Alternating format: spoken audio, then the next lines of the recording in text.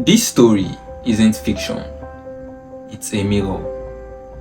Let's talk about what no one wants to say, but everyone needs to hear. Let me tell you about two people. One, a man named Michael. The other, a woman named Zara. Now Michael believed in karma. He believed that if you helped enough people, if you kept saying yes, even when it hurts, then one day, when your world falls apart, all those people you helped, they will come rushing in like angels. See, that was his philosophy. Give now, get back later. Simple, right? And Michael gave. He gave when he had. He gave when he didn't. He helped people. He drove people across cities. He helped write recommendation letters, prayed for friends. He never said no, because in his heart, no meant disloyalty. But wait, Zara was different. Zara never expected payback, but she had a different kind of wound. She was raised to believe that being useful was her identity, that her job was to show up, not for herself but for everyone else. So guess what? When someone was depressed, call Zara. When a friend needs a last-minute favor, well, Zara again.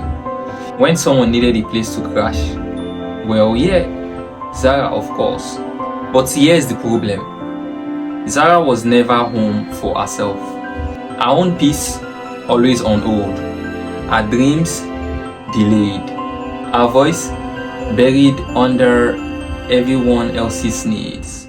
But yet she kept on giving, because giving made her feel safe, even if it made her feel empty. Now, fast forward. Michael lost his job and the bills piled up.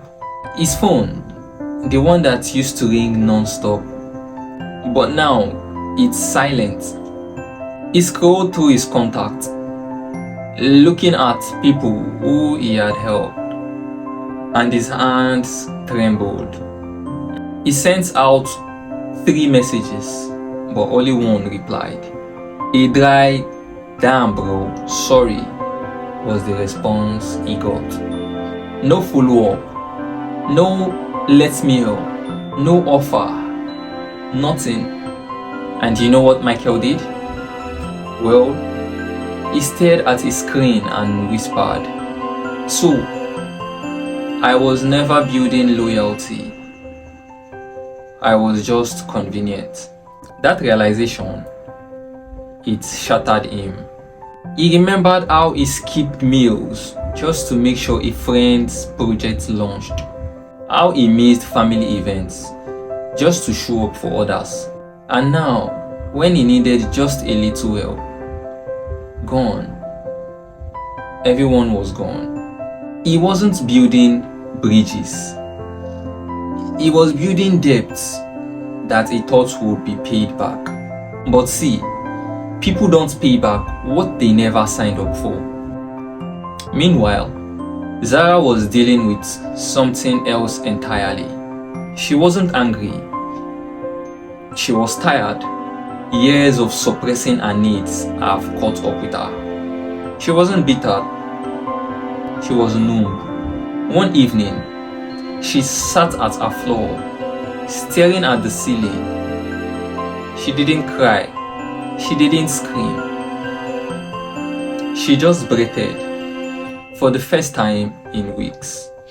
She picked up her phone, not to check in on others, but to check in on herself. She put it down, and for once, she didn't feel guilty about it. Because, guess what? You can't pour out favor from an empty cup. And Zara, she was done being everyone's go-to when she was barely going herself. Now listen, Zara and Michael never met, but life taught them opposite truths on the same road. Michael learned that helping people with expectation isn't help, but rather it's a contract. And well, when people don't sign up for that contract, you end up heartbroken. He realized he needed to give from overflow and not as a silent down payment on future love. Zara learned that her worth wasn't tied to being useful, that saying no wasn't betrayal, it was self-respect. And slowly, she started showing up for herself first. Now, here is the twist. Not everyone who doesn't show up for you hates you. Some people are hurting too. Some people can't pour simply because they are empty. So grace, but also wisdom. Don't give yourself away, hoping to be remembered. Don't stretch yourself thin, hoping one day they will return the favor. Give because it's who you are. Don't give because you hope is who they will become. You see, because love, real love, it doesn't keep scores. It shows up from within, from the heart. It is quiet, consistent, and never conditional. This world doesn't need more performance. It needs more realness. It needs more presence. People who say, I'm here, even when there is nothing to gain. So please, if this story made you pause, then maybe it's time to finally talk to yourself.